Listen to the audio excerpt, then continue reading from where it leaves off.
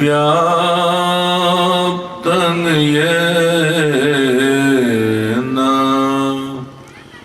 चराचरं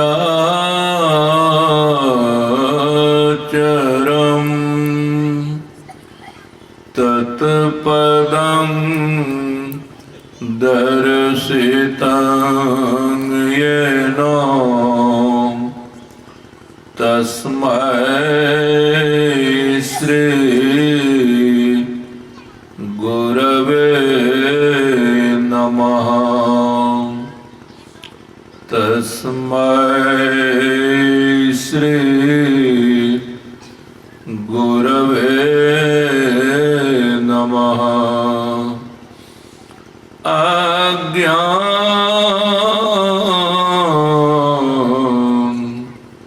तिमिरान्धस्य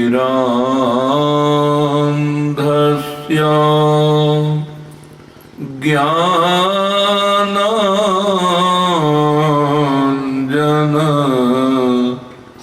शलाकया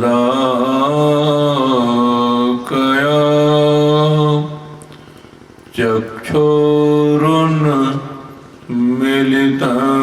येन तस्मै श्री गुरवे नमः। तस्मै श्री गुरवे नमः।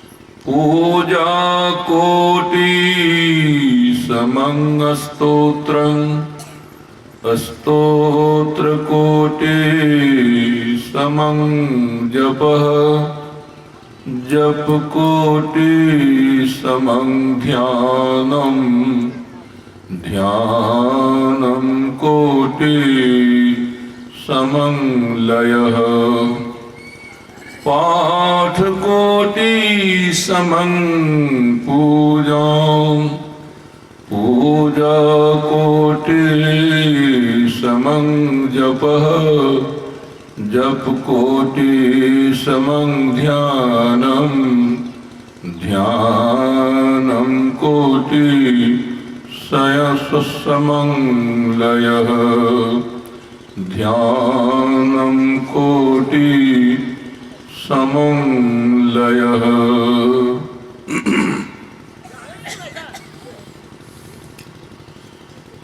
परम आदरणीय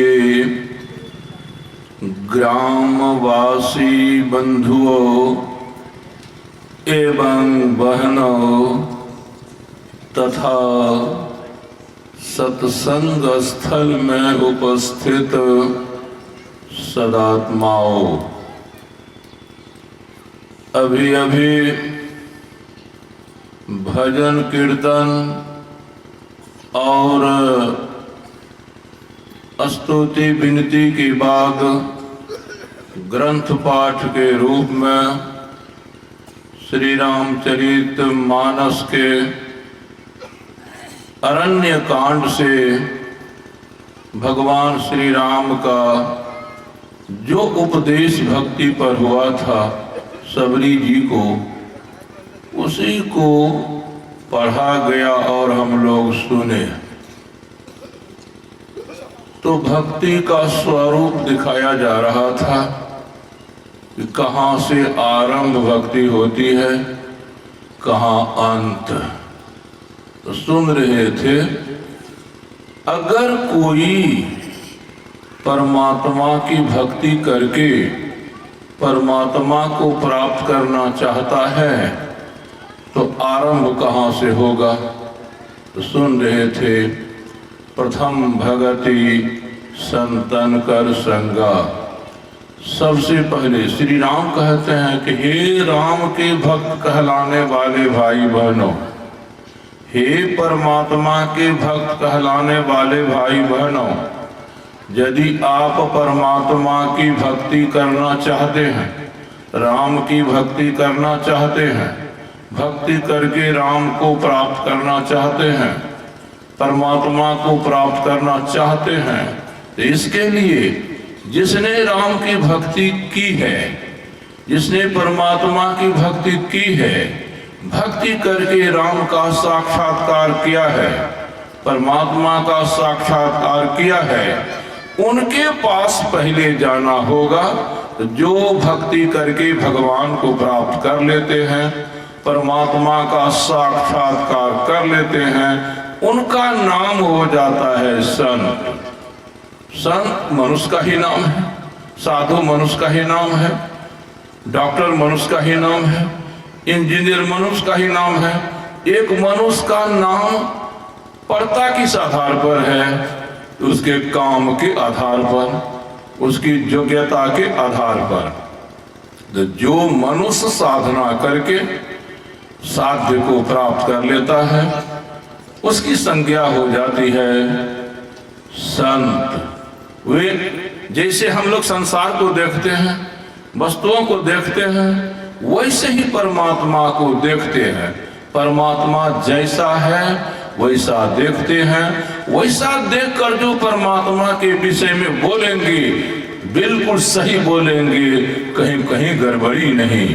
तो संत के पास जाए पहले। संत यानी परमात्मा को जो देख रहे हैं, भगवान कहते हैं उनके पास जाइएगा तो परमात्मा के बारे में वे ठीक ठीक समझावेंगे। जब वे ठीक ठीक समझावेंगे तो आप भी ठीक ठीक समझिएगा। जब ठीक ठीक समझिएगा तब भूल भरम नहीं होगा, धोखा नहीं खाइएगा।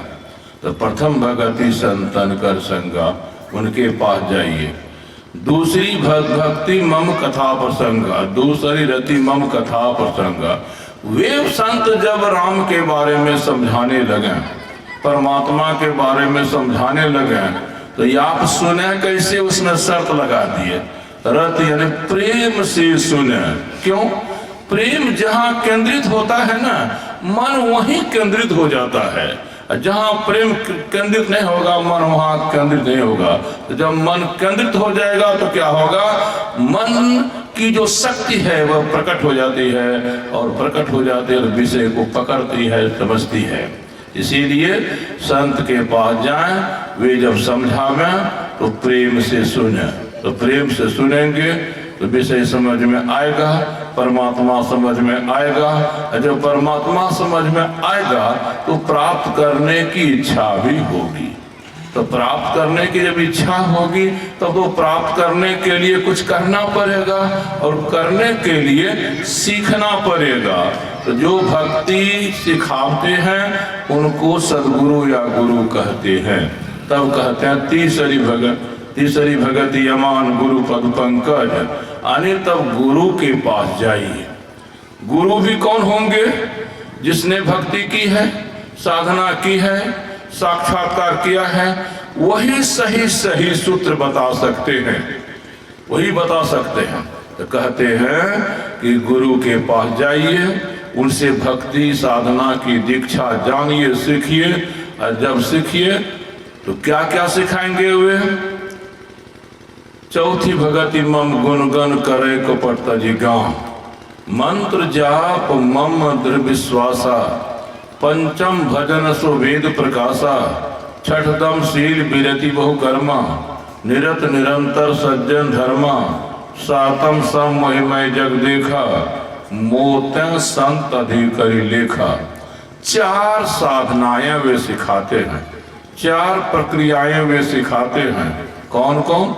पहला सिखाते हैं कि सगुण साकार के अनेक रूप हैं। श्री राम है, श्री कृष्ण है, श्री विष्णु है, श्री शिव है, श्री दुर्गा जी है, काली जी है।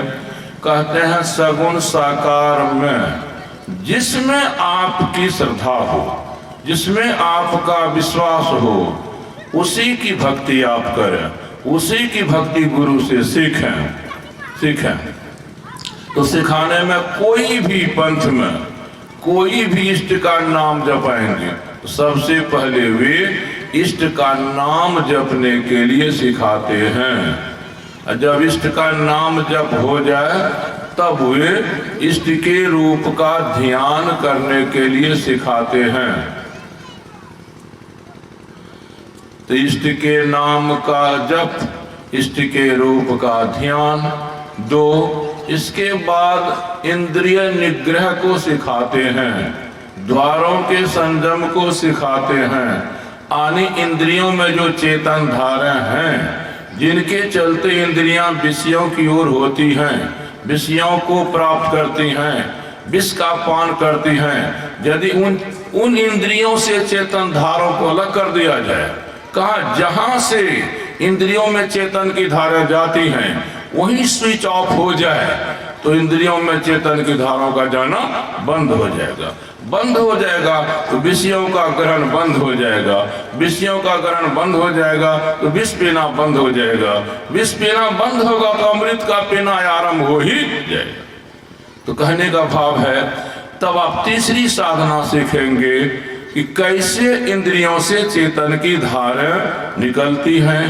तो उस साधन का नाम है दृष्टि साधन या बिंदु का ध्यान। यदि बिंदु पर आपकी चेतन धार केंद्रित हो जाए, फैलाव नहीं बचेगा, क्योंकि बिंदु हम आप जानते ही हैं क्या किसको कहते हैं, जिसमें लंबाई नहीं हो, चौड़ाई नहीं हो, मोटाई नहीं हो, ऊंचाई नहीं हो, गहराई, 5 परिमाण होते हैं। 5 में से 3 एक में होते हैं। अगर कोई वस्तु है उसमें लंबाई होगी, चौड़ाई होगी, मोटाई होगी। कोई गड्ढा है उसमें भी लंबाई होगी, चौड़ाई होगी, गहराई होगी। कोई मकान है, लंबाई होगी, चौड़ाई होगी, ऊंचाई होगी। 3 है। तीनों जिसमें ना हो, स्थान है लेकिन उसमें लंबाई नहीं है, चौड़ाई नहीं है, मोटाई नहीं है, बिल्कुल भी फैलाव नहीं। तो ऐसा स्थान जिसमें बिल्कुल फैलाव नहीं हो, तो फैलाव नहीं होगा तो रूप नहीं होगा, आकार नहीं होगा। जहां रूप आकार नहीं हो, बहुत सूक्ष्म विषय है बिंदु। आपके वैज्ञानिक जिनको कहते हैं आप लोग, वैज्ञानिक का विषय है, ये सब विज्ञान का विषय है। विषय विज्ञान में भी गणित का विषय है, रेखा गणित का विषय है। वैज्ञानिक क्या कहते हैं बिंदु के बारे में? जब आप लोग पढ़ते होंगे स्कूल या कॉलेज में, जब बिंदु को पढ़ाते होंगे शिक्षक, तो कहते होंगे, कागज लेते होंगे, कलम पेंसिल लेते होंगे, उसकी नोक को कागज पर सटाते होंगे, नोक सटाकर उठाते होंगे, तब कुछ बनेगा ना कागज पर। कहते होंगे इस चिन्ह को, जो छोटा चिन्ह है, मान लो इस चिन्ह को बिंदु है। शब्द बोलेंगे, मान लो यह छोटा चिन्ह क्या है, बिंदु है। विद्यार्थी कह सकता है कि मान क्यों ले, ये तो दिखाई पड़ता है। तो जो सामने दिखाई पड़े तो जैसा है वैसा दिखाई पड़ता है। मान तो उसको लिया जाता है जिस पर नजर नहीं है, वहां तक नजर नहीं जाती है, नजर पकड़ नहीं सकती है। मान लीजिए इनको, इनका नाम क्या है, दशरथ जी, दशरथ जी। मान लीजिए ये जो बैठे हुए हैं लाल कृष्ण आडवाणी हैं। मान लीजिए दशरथ जी को लाल कृष्ण आडवाणी है, तो आप लोगों के मन में क्या होगा? मान लेना साबित करता है असली आडवाणी ये नहीं। असली आडवाणी कहाँ है? इधरों कर दिया उंगली तो ही हो ना, दिल्ली में। कुछ मिलान होगा, मुंह कान लगभग ऐसे है। जैसा मुहकान दशरथ जी का है वैसा ही मुहकान आडवाणी, कुछ ना कुछ मिलान होगा ना, तभी माना जाएगा, नहीं तो नहीं। क्या मान उसे लिया जाता है जो नजर पर नहीं रहता है, कहीं रहता है, कुछ मिलान होता है। अगर शिक्षक कहते हैं, अगर वैज्ञानिक कहते हैं ये जो छोटा चिन्ह है इसको मान लो कि बिंदु है, तो मान लेना ही साबित करता है ये असली बिंदु नहीं, ये नकली बिंदु है। क्यों? उसमें कुछ ना कुछ चौड़ाई है ना, जो कागज पर चिन्ह है उसमें कुछ कुछ चौड़ाई है, वही चौड़ाई नजर से दिखाई पड़ती है। और बिंदु की परिभाषा में तो चौड़ाई है नहीं, चौड़ाई है नहीं, इतने नहीं। जब रेखा बनाते होंगे लिखते होंगे ए बी या ओ बो। रेखा को भी बोलते होंगे मान लो यह ओ बो एक, मान लो वहां भी, मान लेना वहां भी साबित करता है वो जो जिसको आप रेखा बोलते हैं वो असली रेखा नहीं है, नकली रेखा है। क्यों? वह रेखा बनी किससे? कलम की नोक जहां पड़ी वहां तो बिंदु बन गया, नोक को खिसकाते जा रहे हैं, खिसकाते जा रहे, बिंदु बनता जा रहा है, हजारों लाखों बिंदु का समूह है वो। तो जब बिंदुए नकली है तो नकली बिंदु से जो बनेगा असली तो हो नहीं सकता, इसलिए रेखा भी हो गई नकली। उस रेखा से त्रिभुज बना देते हैं, चतुर्भुज बना देते हैं। वहां भी कहता मान लो ओ बो सो एक त्रिभुज है, मान लो ओ बो सो दो एक चतुर्भुज है। मान क्यों मान लो? मनल कैसे मनल का बना है? लेकिन मान लो अभी तक वैज्ञानिकों को असली बिंदु हाथ नहीं लगा है, असली रेखा हाथ नहीं लगी है, असली त्रिभुज चतुर्भुज हाथ नहीं, फिर भी नकली से ही इतना कुछ कर दिए। आप दुनिया में जो भी आविष्कार देख रहे हैं आश्चर्य लगता है, फिर भी किससे इतना नकली से ही कर दिए हैं। असली मिल जाए उनको तो क्या कर देंगे? असली को खोज रहे हैं, असली को खोज रहे हैं वैज्ञानिक, लग असली को खोजने में वे कहाँ हैं? चलिए जाइए जेनोवा, जेनोवा जाइए, कहाँ है? स्विट्जरलैंड भी एक देश है, फ्रांस भी एक देश है। जब दो देश होंगे तो बॉर्डर कहीं होगा ना, बस दोनों देशों की सीमा रेखा जहां मिलती है वहीं पर जेनेवा है। वहां पर 7 किलोमीटर वृत्ताकार में एक लार्जेस्ट मशीन लगा है। उस मशीन के द्वारा असली बिंदु को खोज रहे हैं, असली बिंदु को खोज रहे हैं। कैसा है बिंदु? असली बिंदु कैसा होगा? असली बिंदु मिल जाए, असली बिंदु किसी को मिला है कि नहीं? अरे मिला नहीं होगा तो परिभाषा आई कहां से? असली बिंदु की परिभाषा तो जब जिसमें लंबाई चौड़ाई ऊंचाई मोटाई नहीं हो वो बिंदु है। तो परिभाषा जिसने भी बनाई होगी उसने बिंदु को देखा होगा, बिना देखे कैसे बनाएगा? तो वो क्या है?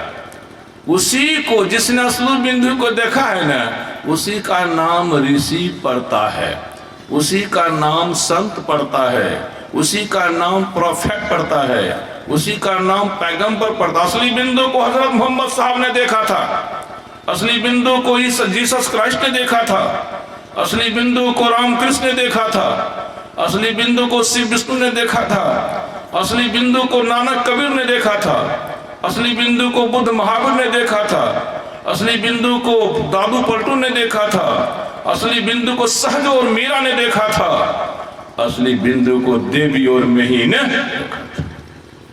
वही असली बिंदु को जीवन भर गुरुदेव हम लोगों को सुनाते रहे और समझाते रहे।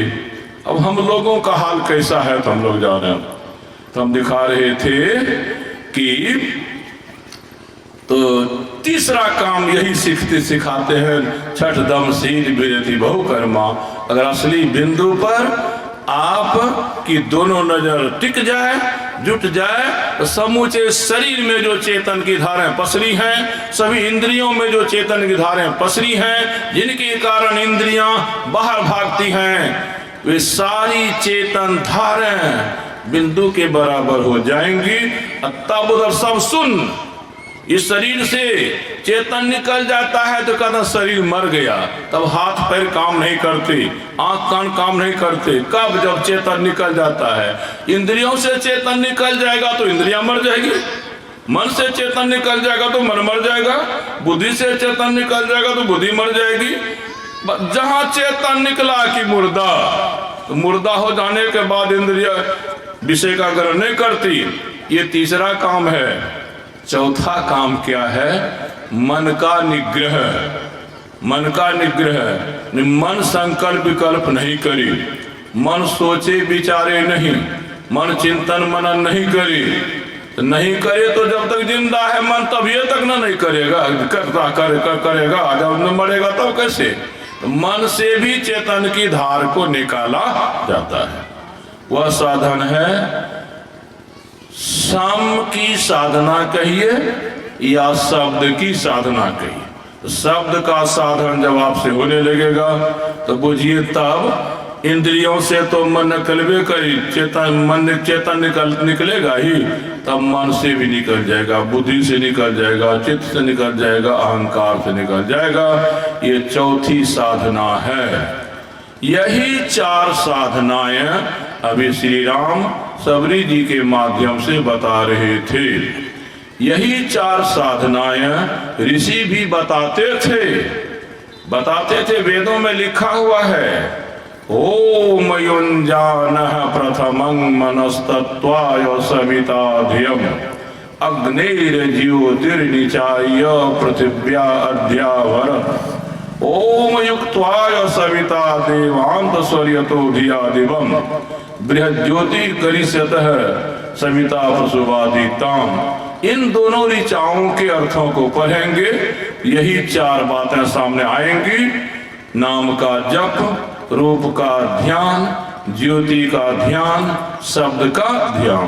तो मानस में 4 साधन, और अभी वेद में 4 साधन, गीता में भी 4 साधन। महर्षि नांग भृगुरहं गिरामस्मृकमक्षरम यज्ञानांग जप यज्ञोस्मि स्थावरानां हिमालयः सर्वद्वाराणि संयम्य मनोहृदि निरुद्ध च मूर्धन्याधायात्मनः प्राणमास्थितो योग धारणाम ओम इत्येकाक्षरं ब्रह्म व्याहरण मामनुस्मरन् जह प्रयाति त्यजन देहं स्वयाति परमां गतिम्। इन तीनों श्लोकों का अर्थ पढ़िए। वही 4 साधन हिंदू धर्म ग्रंथ जो भी हैं उनमें 4 साधन बताए गए हैं। इस्लाम धर्म ग्रंथ में कुरान में 4 साधन है। ईसाई धर्म का बाइबल में भी 4 साधन है। कुरान में है पहले खुदा का जिक्र करना पड़ता है, उसके बाद खुदा का फिक्र करना पड़ता है, उसके बाद मराकावा करना पड़ता है, सहरक की साधना करनी पड़ती है, आनी कहते खुदा का नूर प्राप्त करना पड़ता है, खुदा का तूर। खुदा का तूर कहिए यानी खुदा से तूर निकल रहा है, यानी शब्द निकल रहा है, खुदा से नूर निकल रहा है, यानी खुदा से ज्योति निकल रही है। खुदा की ज्योति की साधना जब तक कोई जिक्र नहीं करेगा, जब तक कोई फिक्र नहीं करेगा, जब तक कोई मराकावा के अंदर ही नूर और तूर है, ध्यान के अंदर ही ब्रह्म ज्योति और ब्रह्मनाद है। तो मराकावा उर्दू में कहते हैं, ध्यान हम लोग हिंदी में संस्कृत में कहते हैं, और मेडिटेशन अंग्रेजी में कहते हैं। तो मैं दिखला रहा था कि कुरान में भी अल्लाह के दीदार के लिए 4 साधन है। जिक्र हुआ नाम जप, फिक्र हुआ रूप का ध्यान, हमारा काबा में वही ज्योति ध्यान और नाद का ध्यान।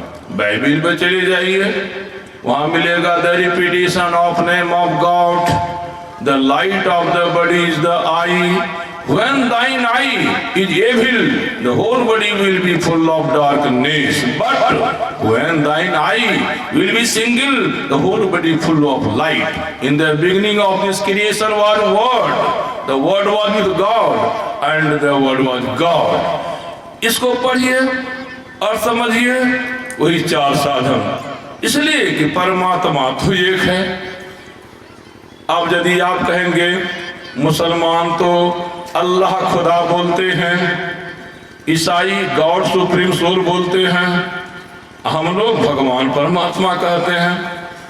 तो हम लोग परमात्मा परमात्मा कहते हैं, मुसलमान भाई अल्लाह अल्लाह कहते हैं, ईसाई गॉड गॉड। क्या गॉड अलग कोई चीज है? क्या अल्लाह अलग कोई चीज है? क्या परमात्मा अलग कोई चीज है?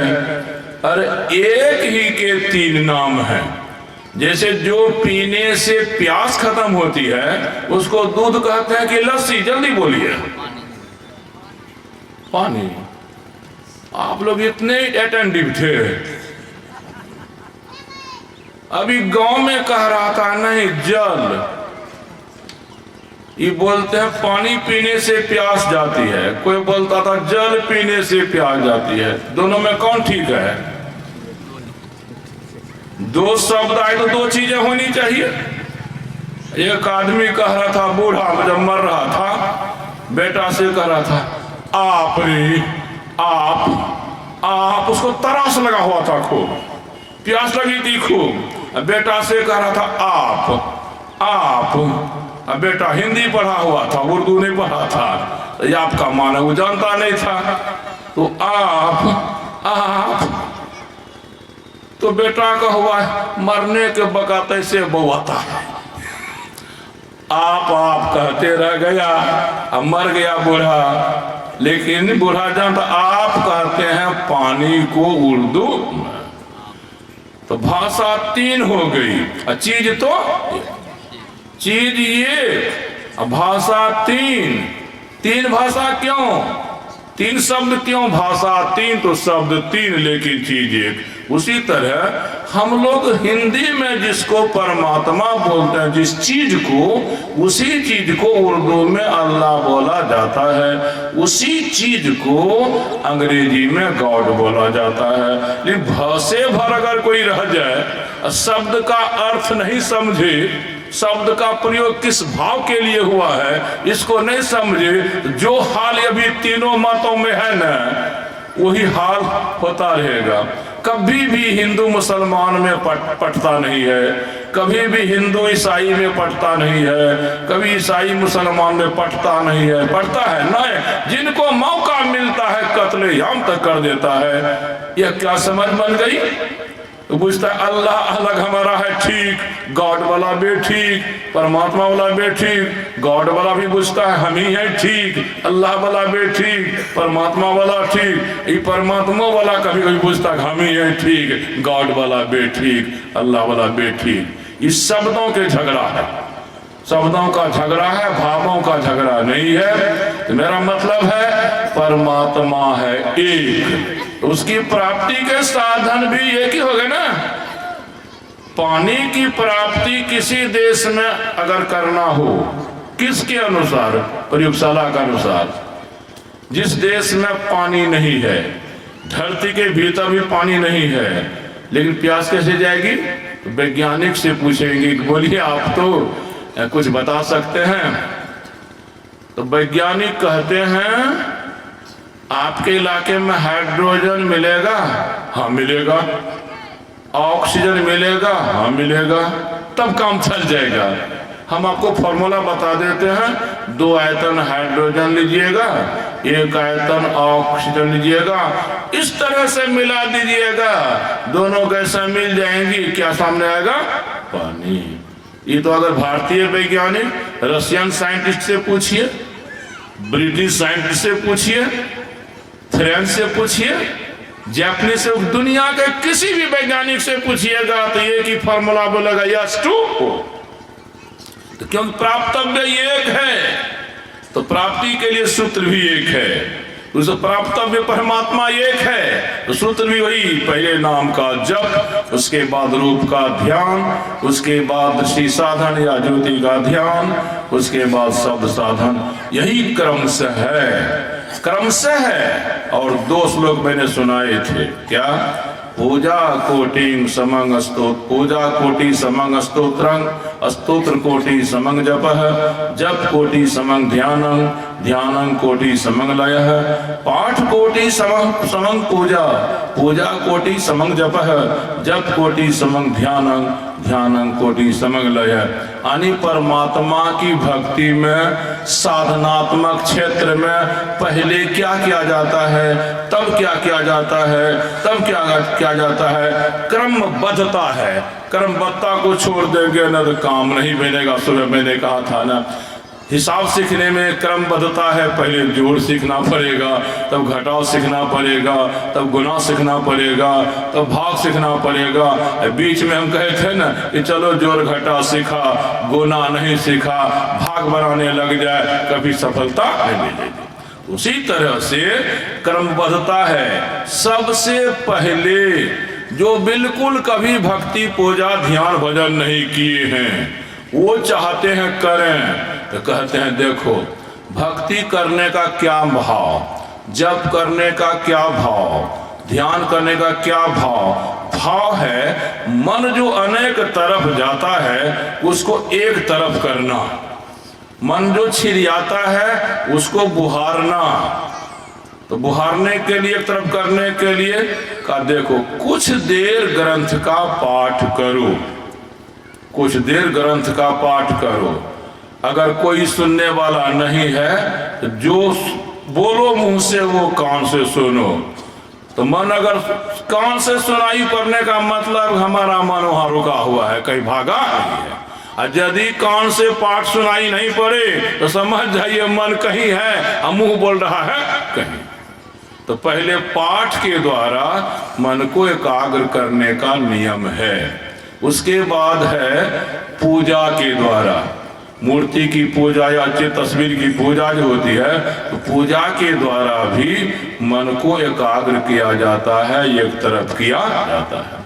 अब पूजा के बाद क्या है, स्तुति करने का नियम है, प्रार्थना करने का नियम है। जब स्तुति करेंगे, स्तुति के द्वारा भी मन एक तरफ होगा, प्रार्थना के द्वारा मन एक तरफ होगा।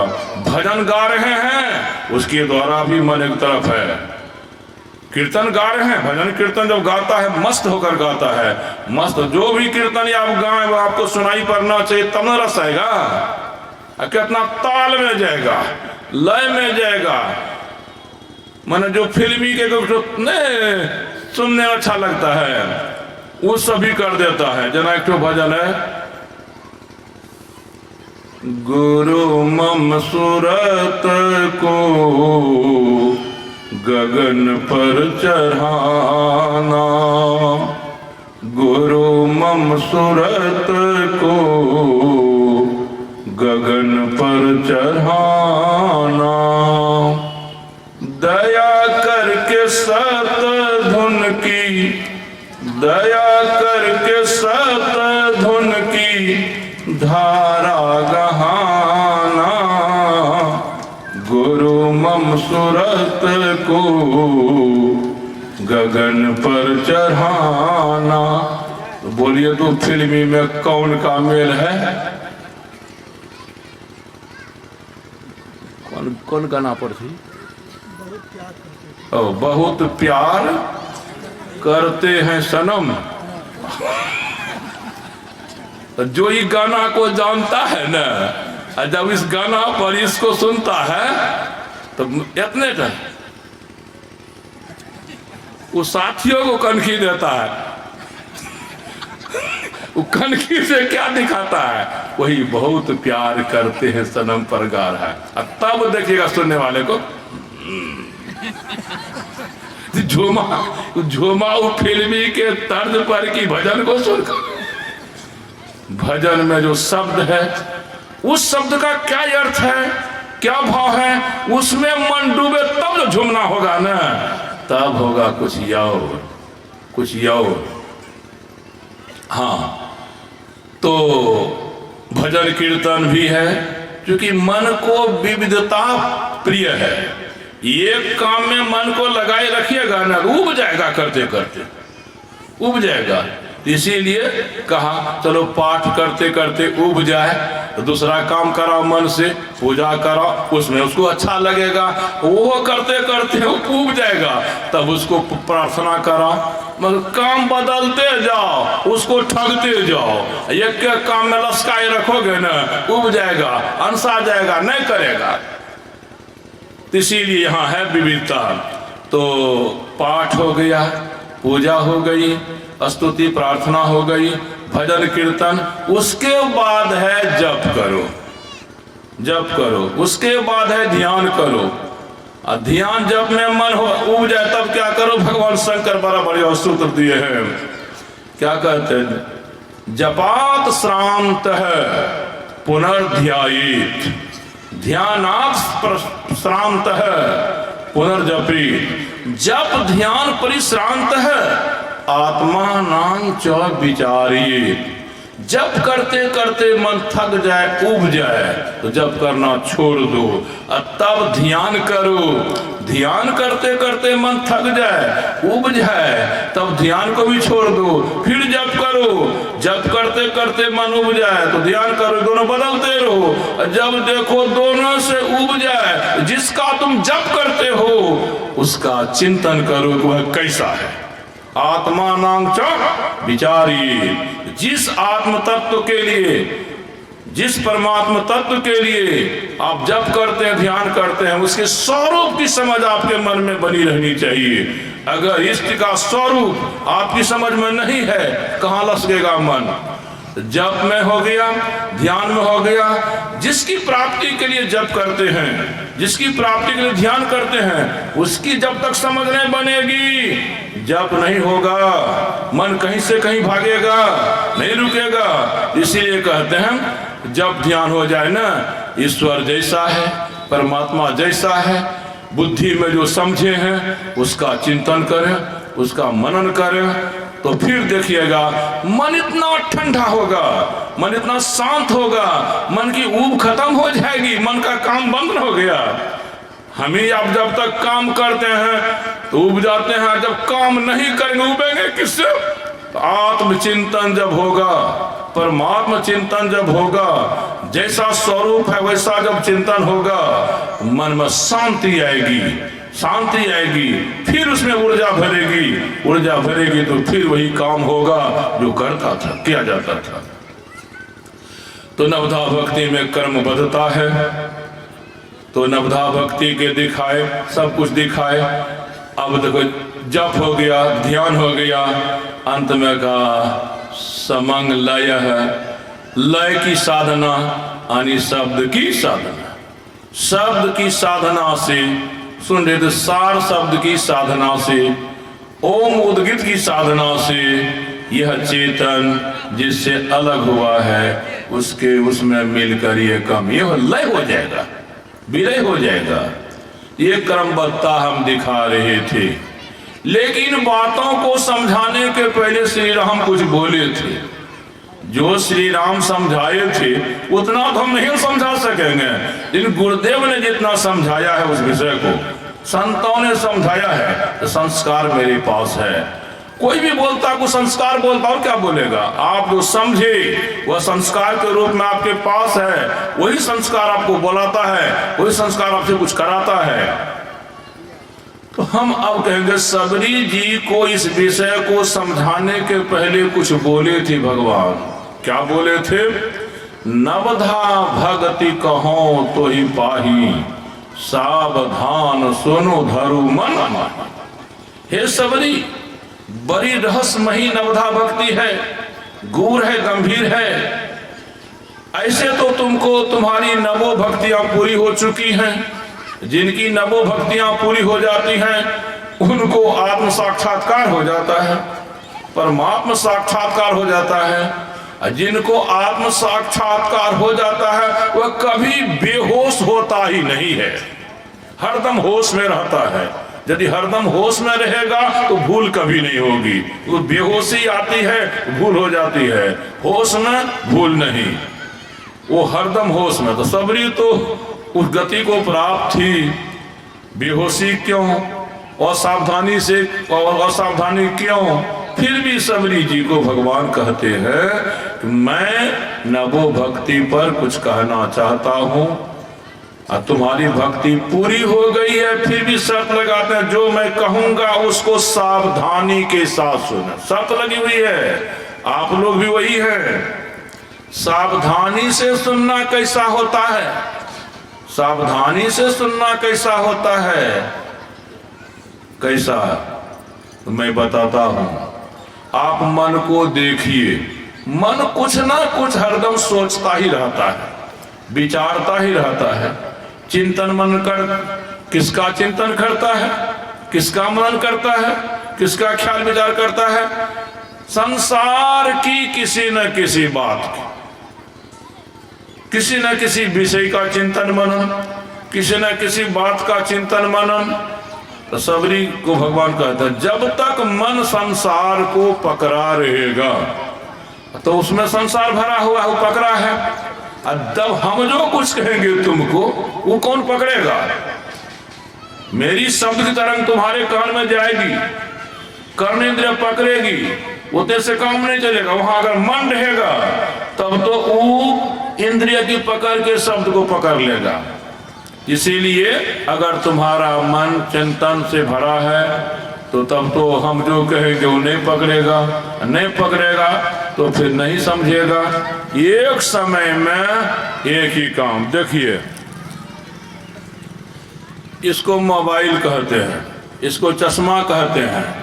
यदि हम मोबाइल को ना छोड़ें और जिस समय मोबाइल पकड़े रहे, यो पकड़ ले रहे, अब चश्मों पकड़ना तो होगा ना। क्या है, यदि होशियारी हम करें तो मोबाइलों भी पकड़े रहे, इसको पकड़े रहे, चश्मों पकड़ लें, ये देखिए पकड़ रहे ना। आप लोग कहते नहीं, कहिए तो मोबाइल कहाँ है? मोबाइल छोड़े तब चश्मा, चश्मा छोड़ेंगे तब मोबाइल पकड़ेंगे। यानी एक समय में एक ही काम होता है। जिस समय में मन संसार को पकड़ा रहेगा उस समय में फिर जो कहा जाएगा अलग से कुछ वह नहीं पकड़ेगा। सबरी जी कहते हैं जब मन पूरा खाली हो जाए, कोई चिंतन मनन मन में ना रहे, कोई ख्याल में, तब समझना हमारा मन सावधान है। उस समय में जो बोलूंगा वो पकड़ में आ जाएगी। तो मन जब खाली होता है, एकाग्र हो जाता है, फैलाव से सिमटाव में आ जाता है, स्थूल से सूक्ष्म हो जाता है। मन के अंदर अनंत शक्ति है, अनंत शक्ति, वह अनंत शक्ति जो सोई हुई है, अगर मन खाली हो जाए तो वह सोई शक्ति जग जाती है, किसी भी बात को मन पकड़ लेता है। तो निवेदन यह है कि इस तरह से सुनना चाहिए। इस तरह से अगर सुनेंगे ना तो जितने पाप आपके हैं सब जल के खाक हो जाएंगे। अब पुण्यों का पहाड़ लग जाएगा। अब खाली सुनने से, ठीक से अगर सुनने की कला आपको आ जाए तो देखेंगे कि सब पाप खत्म। बाप, सुनने की इतनी महिमा, लेकिन सावधानी से सुनेंगे तब, मन को एकाग्र करके सुनेंगे तब, चित्त को एकाग्र करके सुनेंगे तब, जो कुछ सुनाया जा रहा है उसमें मन डुबा कर सुनेंगे तब, चित्त उसमें डुबा कर सुनेंगे तब। मैं एक उदाहरण दे दूं। धुंधकारी हल्का फल्का पापी था कि बड़ा पापी था? बहुत बड़ा पापी था। धरती पर माता का अस्तित्व क्या है, पिता का अस्तित्व क्या है, और स्वर्ग में देवता का अस्तित्व क्या है, सब जानते हैं। देवी देवता के बारे में बहुत जानते हैं, माँ बाप के बारे में नहीं जानते हैं। सर्व देवी मयी माता, सर्व देवमय पिता, तस्मात् मातरम पितरम च पूजयेत सर्व भावनया। देवी देवता के बारे में लोग जानते हैं, मानते 33 करोड़ देवी देवता, 33 करोड़ देवता और 33 करोड़ देवियां।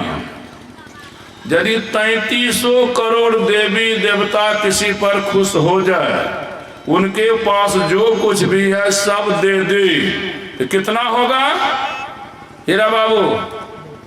इतना बहुत की लेखा जोखा से बाहर। 33 करोड़ देवी की भक्ति से इतना, माता की भक्ति पूजा हो जाए, उससे जो मिलेगा उसका एक ढेर लगा दीजिए तो क्या पाइएगा? 33 करोड़ देवियों से, देवियों की भक्ति से जो मिलता है उससे बहुत ज्यादा माता की भक्ति से मिलता है। 33 करोड़ देवता से जो मिलता है लगाए थे चुकथी ले, 33 करोड़ देवता से जो मिलता है उससे ज्यादा पिता की भक्ति से मिलता है। अरे 33 करोड़ देवता से बढ़कर पिता, 33 करोड़ देवियों से बढ़ के माता। ऐसी माता को कोई सतावे, कोई दुखावे बेटा, महापाप। ऐसे पिता को दुखावे सतावे बेटा तो महापाप। धुंधकारी ने अपनी माता को बहुत सताया, बहुत दुखाया, अपने पिता को बहुत सताया, बहुत दुखाया। जब देखा पिता ने अब अगर रहेंगे तो जीना मुश्किल है। घर मकान छोड़कर जंगल झाड़ जाकर साधु महात्मा से दीक्षा लेकर भक्ति भजन करने लग गया। माता जो थी एक रात सबको सोने दी, आंगन में कुआं था उसी में डूब के मर गई। भाई जो था कितना मार पीट सकेगा गौकर्ण, वो भी भाग गया। इसके बाद 5 वेश्याओं को ले आया, रमन चमन करने लगा। ये पुण्य सब है ना कि पाप है? दारू शराब गाना भांग अंडा गंडा कितना पता नहीं, छोटे बड़े बुझिए सभी पापों को उन्होंने किया। इतने पापों को करने वाले को कितने हजार लाखों बरस तक नरक में दुर्दिन देखना पड़ेगा, कितने हजार लाखों बरस 84 लाख में दुर्दिन देखना पड़ेगा। लेकिन नरक यह नहीं गया, यह पापी नरक नहीं गया, यह पापी 84 लाख जीवन में नहीं गया, यह पापी वैकुंठ गया। जस्ती है बात। पढ़िए भागवत पुराण तब देखिएगा मिलेगा। तो पापी क्यों नहीं गया वैकुंठ, नरक क्यों नहीं 84 लाख में? तो पाप इसका खत्म हो गया। क्या किया? पाप करते करते मर गया, मरने के बाद श्राद्ध हुआ, इसके बाद तो प्रेत बना, प्रेत के जीवन में था तो प्रेत का जीवन भी खत्म हो गया। किसके कारण? कारण क्या था? कारण था सप्ताह भागवत कथा हुई थी। अब बांचने वाले कौन पंडित थे? उनका भाई गौकर्ण जी। अभी संतों मत के भाई बहनों को लगता है कि भागवत कथा अलग चीज है और सत्संग प्रवचन अलग चीज है। आज साधु महात्मा बनाइयो दिया है संतों मत का। साधु महात्मा सत्संग करते करते कभी कभी कहते हैं सत्संग तो बहुत बार आपने कराया, एक बार भागवत कथा भी कहे। क्यों कहते हैं? कारण है, सबसे पहला साधु जो संत मत का था जिसने भागवत कथा का आरंभ किया, उन्हीं से हम पूछे थे, उनसे पटता खूब था। काहे गुरु महाराज जो नहीं किए, संसी वाजो नहीं किए, शाही वाजो नहीं किए, आप क्यों कर रहे हैं? वो बोले यदि किसी से नहीं बोलिएगा तब आपको कहेंगे। तो हम कही हो सही। तो कहा 5 ठो सत्संग करेंगे तो 5-10 हजार होगा। अब 5 ठो भगवत में कम से कम 1-2 लाख हो जाता, इसीलिए चैनल बदले हैं। तो बताइए, उनके आरंभ करने पर आरंभ हो गया। उन्हीं के साथ में रहने वाले एक सेवक थे, अच्छे जानकार थे, और टूट फूट होने के बाद कुप्पा घाट में रहने लगे।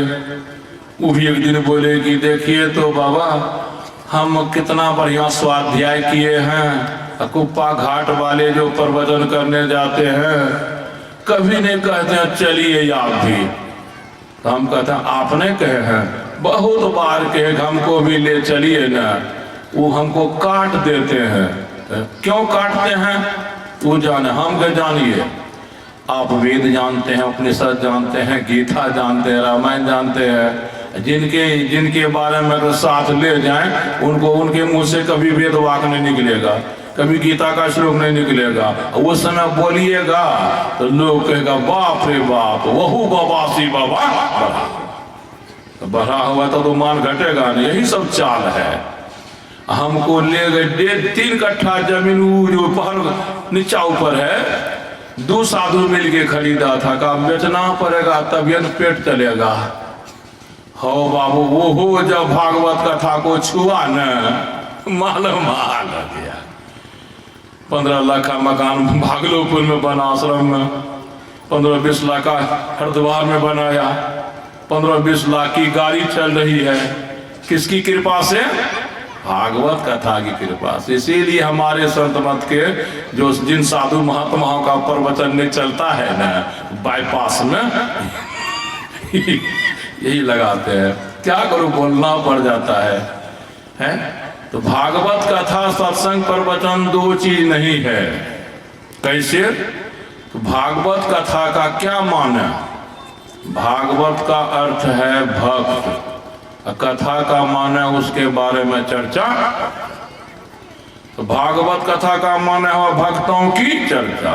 तो भक्तों की चर्चा होगी तो भगवान थोड़े छूट जाएगा।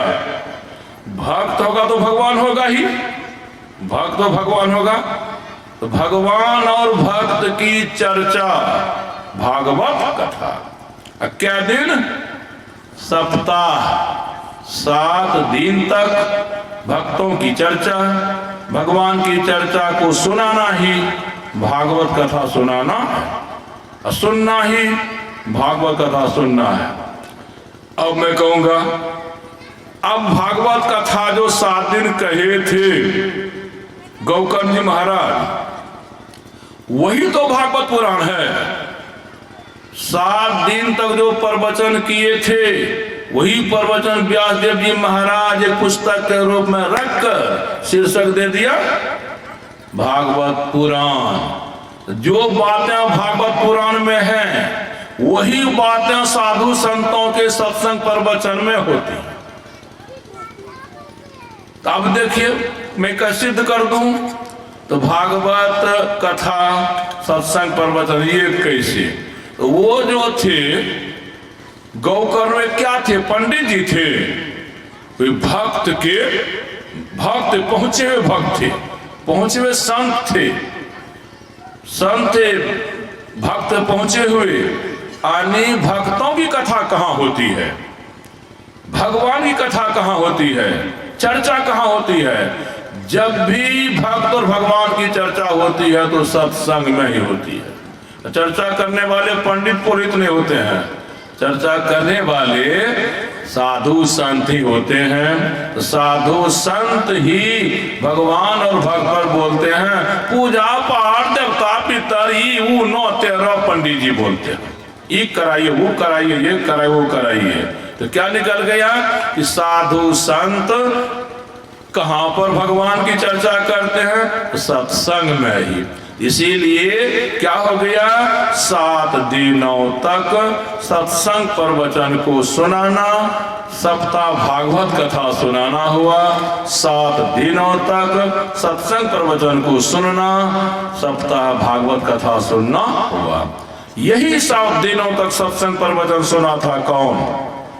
धुंधकारी पापी। अब पापी ने पंडित पुरोहित भी, पंडित पुरोहित इस तरह पंडाल में बैठते थे, सुनते थे, लेकिन धुंधकारी तो प्रेत बना हुआ था, वो शरीर तो दिखाई नहीं पड़ेगा। 7 पोर का एक बांस का टुकड़ा था, उसी छेद में बैठकर सारांश लेना चाहूंगा, लंबा नहीं करूंगा। 7 दिनों तक सत्संग प्रवचन धुंधकारी प्रीत ने सुना। और अंतिम दिन या पहला दिन की बात यह है कि पहले दिन की आरती जो हो रही थी उसी समय फट से आवाज हुई। क्या फटा? उस 7 पोर का जो बांस का टुकड़ा था उसका 1 पोर फटा। दूसरे दिन की आरती के समय दूसरा पोर फटा। तीसरे दिन का आरती के समय तीसरा पोर फटा। चौथे दिन का आरती के समय चौथा पोर फटा। 5वें दिन का आरती के समय 5वां पोर फटा। 6ठे दिन का आरती के समय 6ठा पोर फटा। 7वें दिन का आरती के 7वां पोर फटा। एकाएक इतना दिव्य पुरुष पंडाल में प्रकट हुआ, दिखाई पड़ा। लोगों ने कभी वैसा दिव्य पुरुष देखा ही नहीं था। सबको आश्चर्य और कनाफूसी होने लग गई, ये कौन है? हो कौन है? हम पूछते हैं हीरा बाबू से, हीरा बाबू पूछते हैं बलकिस बाबू से, सब बोलते हैं हो हम भी नहीं जानते हैं। आज से क्या अभी से पहले इनको हमने कभी देखा नहीं था, किसका बेटा है, कहाँ का है, नहीं दे, सब ही का नाफूसी। वो आदमी दिव्य पुरुष बढ़ रहा है व्यास गद्दी की तरफ, व्यास गद्दी की तरफ बढ़ा। अब बढ़ा तो गौकर्ण के पास आया और जो कहना चाहिए कहा।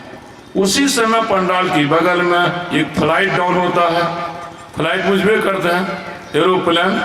उस समय विमान बोलते थे, विमान से कुछ देवदूत निकले, उसी दिव्य पुरुष के पास आए और कहने लगे कि हम लोग बैकुंठ से आए हैं, भगवान विष्णु भेजे हैं सवारी लेकर, जल्दी चलिए हम लोग लेकर चलेंगे।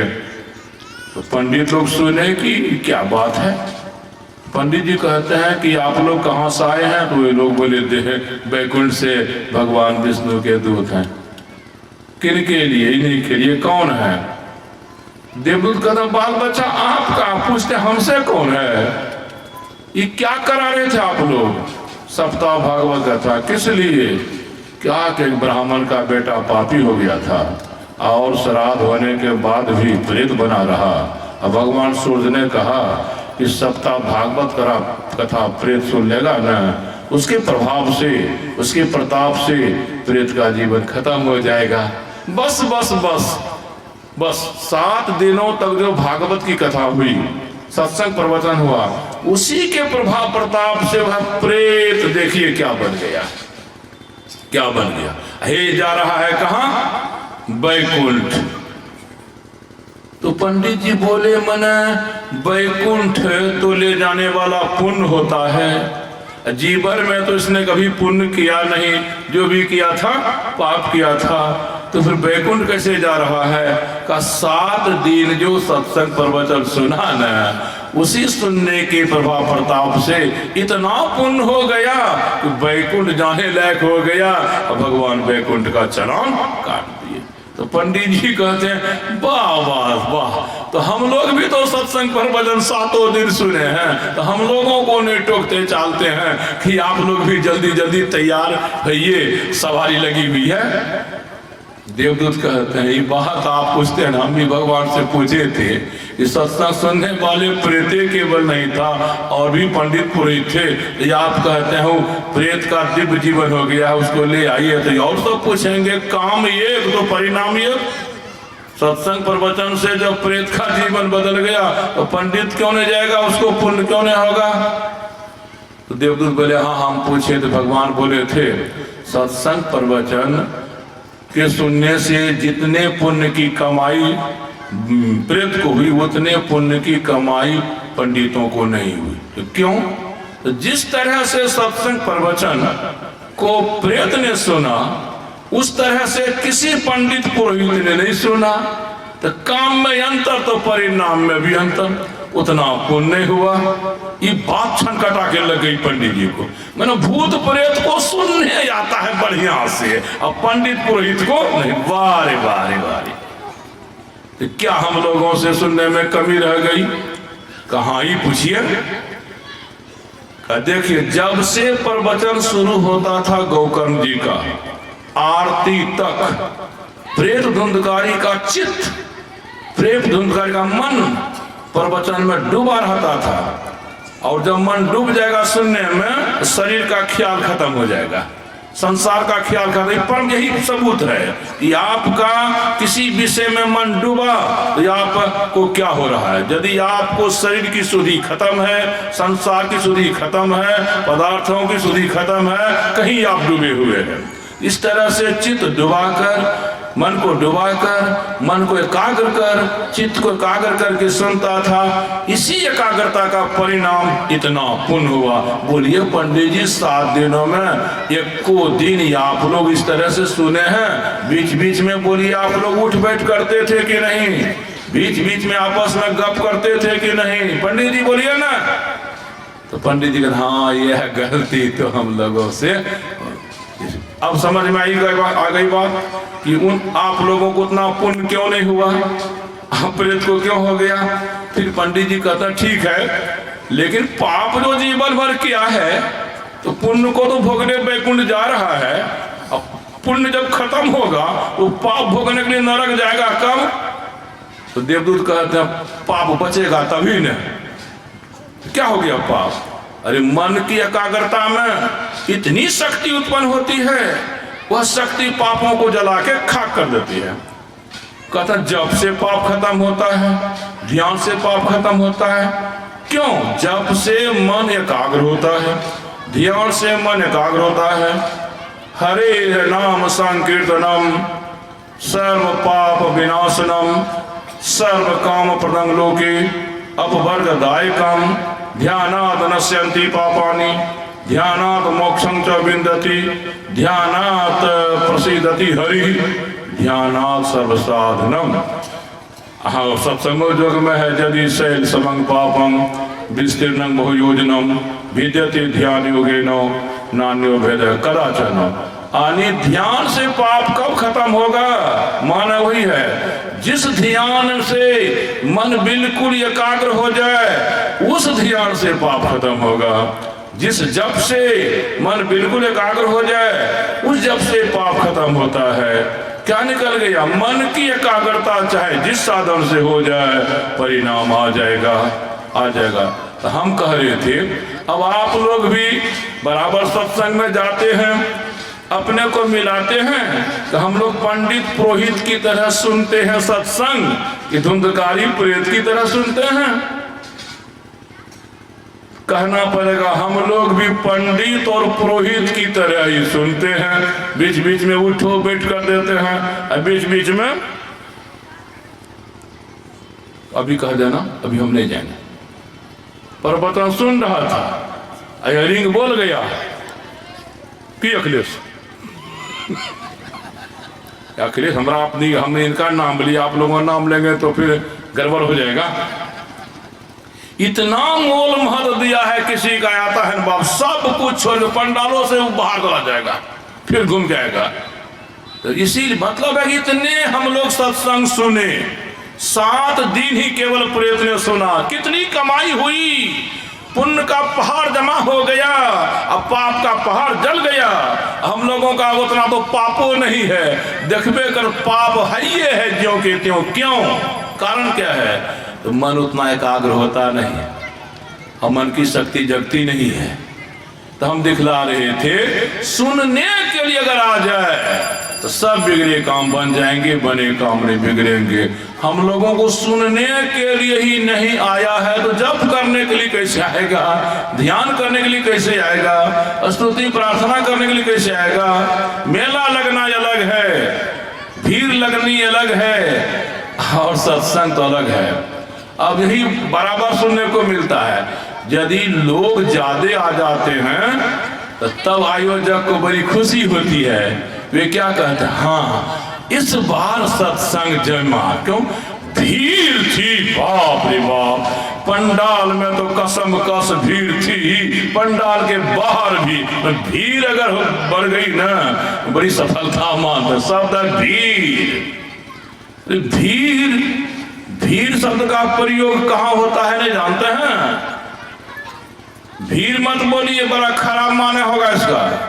लोग बहुत आए तो भीड़ हो गई तो ठीक है, लेकिन सुना कितना बढ़िया से, समझा कितना बढ़िया से। 1000 विद्यार्थी स्कूल में आ गए, अब विषय पढ़ाया गया, अगर विषय समझे नहीं विद्यार्थी तो अवश्य उनका हाल बढ़िया होगा। विषय नहीं समझेगा तो परीक्षा में तो बढ़िया से लिखेगा ही ना, जो विषय नहीं समझेगा। तो भीड़ हो गई, बड़ी खुशी, समझा कितना, बूझा कितना, तो जब समझ में नहीं किया तो भीड़ का हाल भीड़ ले रहेगा।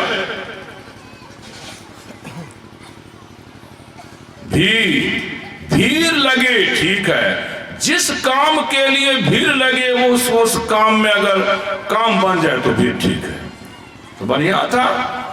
भीड़ मत बोलिए, कम में लोग रही। सुबह मैंने कहा था यह विषय जो है ना हल्का फल्का नहीं है।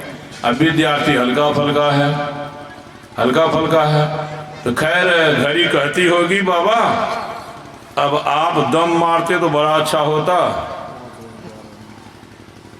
आप लोगों को और भी कार्यक्रम है थोड़ा और, अच्छा थोड़ा और मैं वही उल्टाऊंगा। जप करना है, ध्यान करना है, लेकिन जप का लाभ जो है, ध्यान का लाभ जो है उसे भी मन में याद रखना है।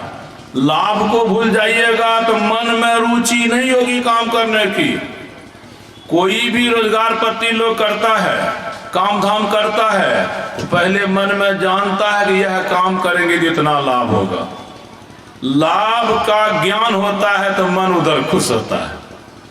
लाभ की जानकारी रखनी चाहिए, क्या क्या लाभ जप करने से होता है, क्या क्या लाभ ध्यान करने से होता है। इसको यदि हम पूछेंगे ना तो लोग नहीं कहेंगे। अभी बोले थे यदि कोई नाम का जप करेगा तो पहला लाभ होगा क्या कि पुण्य की प्राप्ति होगी। दूसरा लाभ होगा क्या, पाप का खात्मा होगा। तीसरा लाभ होगा क्या कि जो जो आप चाहेंगे सो सो हो जाएगा। और चौथा लाभ परमात्मा की प्राप्ति हो जाएगी। तब क्या बच गया, जो जब सारे पापों को खत्म कर दे, सारे दुखों को खत्म कर दे, जो पुण्य सारे सुखों को दे दे, सारे लाभों को दे दे, जो जब मन की सभी इच्छाओं को पूरा कर दे, जो जब परमात्मा को प्राप्त करा दे, बाकी क्या बच गया, कहां कुछ बचा। जप करने से बहुत लाभ हैं, वो कई एक दिन हमको बोलना पड़ेगा तब पूरा होगा।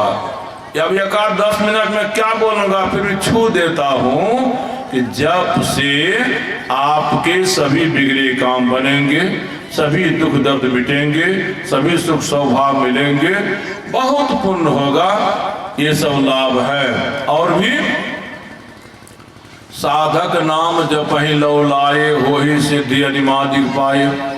जप करिएगा तो शक्ति प्राप्त होगी, शक्ति प्राप्त होगी तो क्या सब करिएगा, अनिमा, गरिमा, लगिमा, महिमा, प्राप्ति, प्राकाम्य, इसित्व, वसित्व, एक ठोर हल्का करके छोड़ देते। मंत्र परम लघु जासु बस, विधि हरिहर सुर सर्व, महामत गजराज कहाँ, बस कर अंकुश खर। जो दीक्षा के समय मंत्र मिलता है जपने के लिए, नाम मिलता है जपने के लिए, अगर उसका कोई जप करे तो परिणाम क्या होगा, सुने ना, इतनी शक्ति आपको प्राप्त होगी कि आपके बस में ब्रह्मा जी हो जाएंगे, आपके बस में शिव जी हो जाएंगे, आपके बस में विष्णु जी हो जाएंगे। सुर सर्व, सुर माने देवता, सर्व सभी माने बड़े छोटे जितने देवता हैं सब आपके बस में हो जाएंगे। बस में कब होंगे, जब देखेंगे देवता कि हमसे ज्यादा इनको ज्यादा शक्ति है। गांवों समाज में देखिएगा किसी के बस में कौन होता है, जो दबंग होता है, ज्यादा शक्ति वाला होता है, वह कमजोर को बस में कर लेता है ना। तो ब्रह्मा की शक्ति कितनी है सब कोई जानते हैं, सृष्टि का काम उनसे होता है। विष्णु की शक्ति कितनी है कि पालन का काम होता है। शिव की शक्ति कितने, परिवर्तन का काम होता है, संहार का काम होता है। सरस्वती लक्ष्मी पार्वती के बारे में कल सुने थे। तो मेरा मतलब ब्रह्मा की शक्ति बहुत है, शिव की शक्ति बहुत है, और विष्णु की शक्ति बहुत है, आदित्य रुद्र वसु की शक्ति बहुत है, पवन देव की शक्ति बहुत है, अग्निदेव की शक्ति बहुत है। उन सभी देवताओं से भी ज्यादा शक्ति उनको हो जाएगी जो नाम का जप करेंगे, मंत्र का जप करेंगे। सिद्धांत ये हुआ, पहले सिद्धांत सुनना चाहिए और सिद्धांत समझकर सुनकर फिर प्रयोग में लगना चाहिए। जो जो दीक्षा ली है, जिस भी पंथ में है, कोई राम मंत्र जपते होंगे, कोई कृष्ण मंत्र जपते होंगे, कोई देवी मंत्र जपते होंगे, कोई सूर्य मंत्र जपते होंगे, कोई विष्णु मंत्र जपते होंगे, कोई शिव मंत्र जपते होंगे। अलग अलग पंथ में, अलग अलग दीक्षा में अलग अलग नाम का जप बताया जाता है। बताइए, कोई कम नहीं, कोई बेसी नहीं, सबका मान बराबर ये भाव रहता है।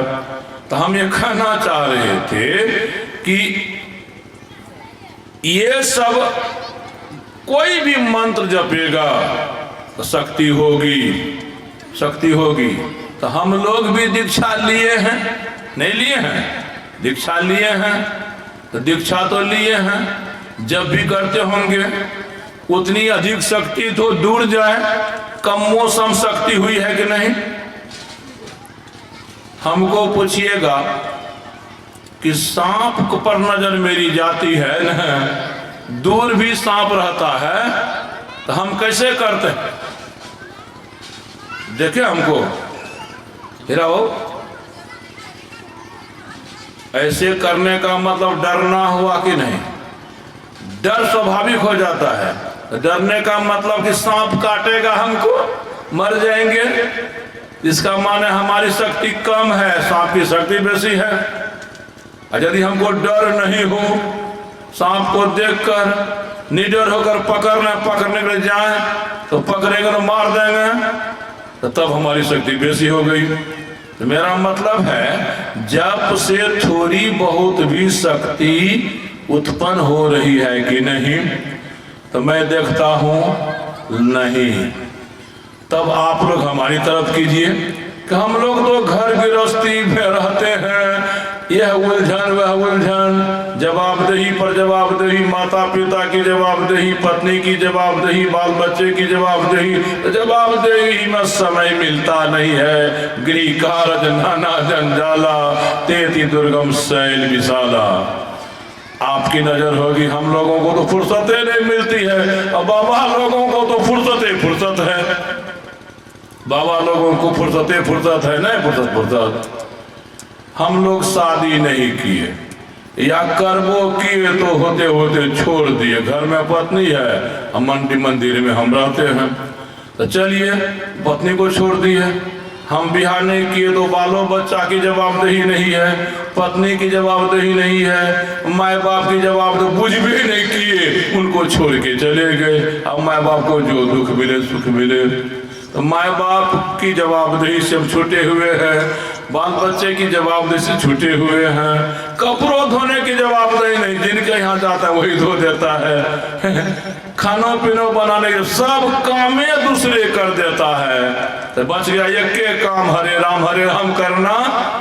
तब जांचिए कभी कभी हम लोगों को भी कि बाबा तो पहले ये थे वो हो गए, आचार्य बन गए, महर्षि बन गए।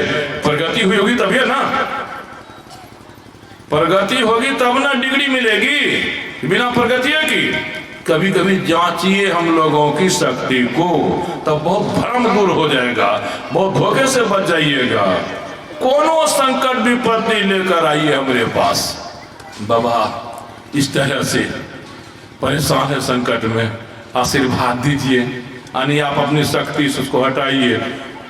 टेर लग जाएगा सत्यनारायण कितना डिंगियल है, साफ सुथरी बात, नो लटपट एट ऑल इन मी।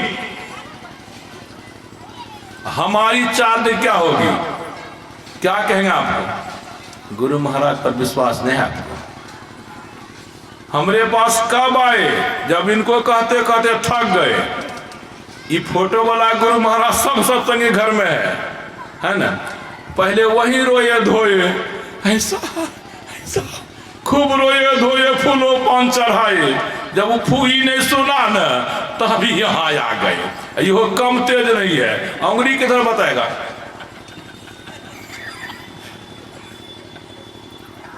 किधर बता दिया?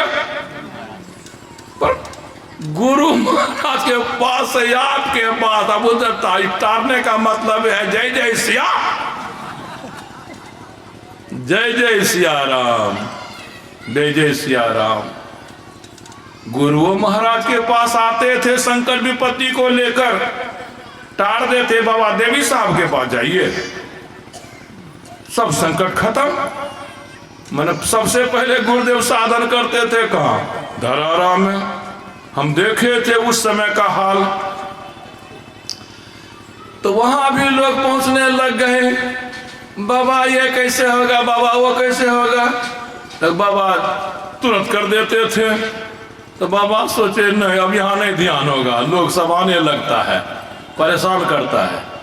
तब लुकाने के लिए, छिपाने के लिए उस समय जंगले झाड़ न केवल था, मनिहारी जंगल झाड़ मांगे गंगा किनारे, वहां छिप के जब ध्यान करते थे। होते होते बात पोल खुल ही जाता है ना, वहां भी विपत्ति वाला जाने लगे, संकट वाला जाने लगे, रोगी व्याधि जाने लगे। तो गुरु महाराज सबको ठीक कर देते थे, कहा नहीं यहाँ नहीं होगा। तब जाके गोपा घाट आए थे। उस समय तो महा डर वाला वातावरण था। तो बाबा देवियों साहब के पास जो जाते थे तो संकट टल जाता था। कबीर साहब के पास जो जाते थे संकट टाल देते थे। जितने संत हुए हैं ना, साधु हुए हैं ना, सबको शक्ति थी। ये हम लोगों का जो चैनल है ना, जय जय सिया राम, बड़ी मुश्किल बात है। मालो माल हम लोग हैं, तो गप्पे सप्पे से नहीं बुझिएगा, डिग्री से मत बुझिएगा। आचार्य बन गया, ठीक है, क्या हुआ? आचार्य बने तो अब मना पढ़ाएंगे ना, समझाएं करेंगे ना। दीक्षा की इतनी दुर्गति हो गई है कि आप मेटा साइंस है ये, अभी जो बोले जब ध्यान से मेटा साइंस कोर्स है, प्रैक्टिकल में टेर लगता है। ये आज दीक्षा जो ले लिया, वो दीक्षा लेने वाला फिर शायद वो गुरु को खोजे बात को समझने के। वो गुरु कभी खोजता नहीं है कि हमरा कौन है। वो चलवा राम कहता बाबा आपसे हम आपसे ही दीक्षा लिए थे। कब हो? 2011 में। अच्छा, तो वो 2011 के बाद 2020 तक गुरु के पास नहीं आया। अब गुरु वो उसको नहीं खोजा तो कैसी पढ़ाई रही होगी? कैसी पढ़ाई रही होगी? आज हमको कोई फॉर्मूला बता दिया, यह सवाल बनेगा इस फॉर्मूले पर, किस फॉर्मूले पर? a+b² is equal to a³ plus b³ plus thrice a² plus thrice ab²। इस फॉर्मूला को समझ लो, ये पांचों सवाल बन जाएंगे। अब फॉर्मूला समझ में नहीं आवे तो हिसाब बनेगा, या समझ में आ गया नहीं बनावे तो बनेगा नहीं बनेगा। तो फॉर्मूला है ना। तो हम यही कहना चाह रहे थे, हे भाइयों, हे बहनों, दीक्षा अगर हम किसी को देते हैं तो हमें पता लगाना चाहिए कि फलना जो दीक्षा लिया था जप करने के लिए, ध्यान करने सीखा था, जप में क्या हाल उसका है, ध्यान में क्या हाल उसका है। दीक्षा लेने वाले को भी महीना 2 महीना 6 महीना पर जाना चाहिए, अपना प्रैक्टिकल जचाना चाहिए। मैं जप करता हूँ, जरा देखिए ठीक हो रहा है कि बेटी। मैं ध्यान करता हूँ, ठीक हो रहा है कि बेटी। ना कभी चेला राम आता है, ना कभी गुरु राम देखता है। तो कैसा होगा जब हो? जैसा अभी हो रहा मतलब नहीं होगा। कैसा होगा? ध्यान नहीं होगा। हाल क्यों गड़बड़ा गया? ये है। दूसरी बात क्या? यथा देवस तथा मंत्र, यथा मंत्रस तथा गुरु, देव मंत्र गुरुणांच पूज्या सदृशं फलम। जिस परमात्मा की भक्ति कराया जा रहा वो परमात्मा तत्व, दीक्षा देने वाला गुरु तत्व, साधना तत्व। यहां मंत्र आया, जो परमात्मा है वही गुरु है, वही दीक्षा की बात है। रूपा परमात्मा बदल गए, किस रूप में? गुरु रूप में। गुरु बदल गए दीक्षा के रूप में।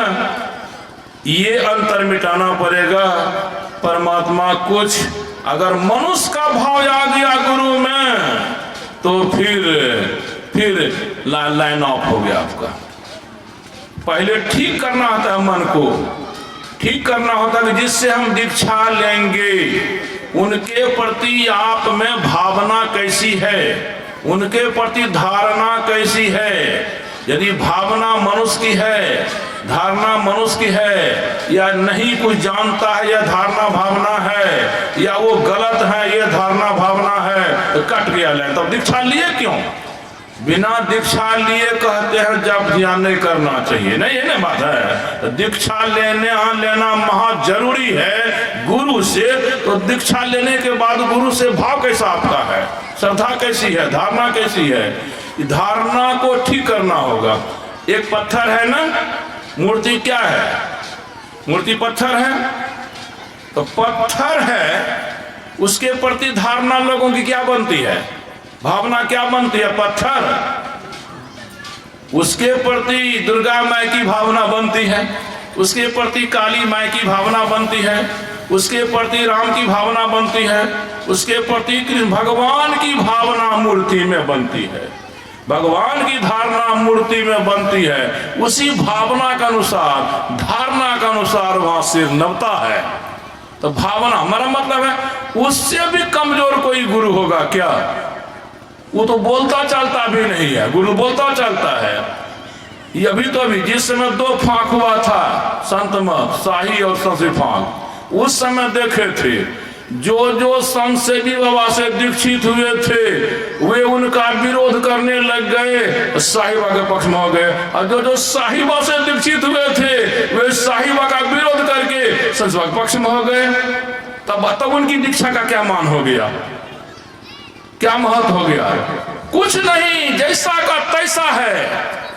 हमारी प्रगति नहीं होने का माना क्या है, हमारी उन्नति नहीं होने माना क्या साधना? वही दीक्षा का महत्व नहीं देते हैं, खाली फॉर्मूला बता दिया इसे नाम जपना इतने हैं जी नहीं। दीक्षा का बड़ा महत्व है। जब तक आपका गुरु में समर्पण नहीं होगा तब तक बात नहीं बनेगी। गुरु में समर्पण फॉर्मूला सीख लिए हैं, अगर गुरु में समर्पण नहीं है, मन में किसी न किसी बात को लेकर छोटा बुझाता है, या आप जांचिएगा कि 10 साल पहले आप जैसे थे साधना में आज भी वैसे ही रहेंगे। सब नियम है, शर्त है। तो ना तो लोग दीक्षा गुरु का महत्व देते हैं और ना दीक्षा का ही महत्व देते हैं। क्या जाए, सब कुछ बुझिए गड़बड़ा गया। गड़बड़ाने कारण हम ही लोग हैं। ऐसे सब मन आचार्य हो गए हैं ना, योग्यता कुछ है, डिग्री पर डिग्री, बड़ी मुश्किल बात है। मैट्रिकुलेट कोई है उसको पीएचडी की डिग्री दे दीजिए, डीलिट की डिग्री दे दीजिए, तो क्या हो जाएगा? वो पीएचडी हो जाएगा। क्या सब हो गया संत बात में, बैनर पोस्टर कुछ हम कुछ। बस यही एक मीटर है कि यदि दिक्कत हो साधु महात्मा के पास आइए, सुख देवाएं, दुख को हराएं, दूर करें अपराध। कहे कबीर वह कब मिले परम सने ही साध, कबीर संगत साधु के उपजय बड़ा आनंद। कोटि विघ्न पल में टले, कोटि विघ्न पल में मिटक सकल दुख दम। करोड़ों विघ्न बाधा साधु के पास आने से मिट जाते हैं, हमारे पास आते हैं नहीं मिटते। तो कारण क्या है? मिटाने की क्षमता हमें नहीं है, मिटाने की शक्ति हमें नहीं है। यह सब भी कुछ ना कुछ जांचिएगा, धोखा से बचिएगा। बोलिए प्रेम से श्री सद्गुरु महाराज की।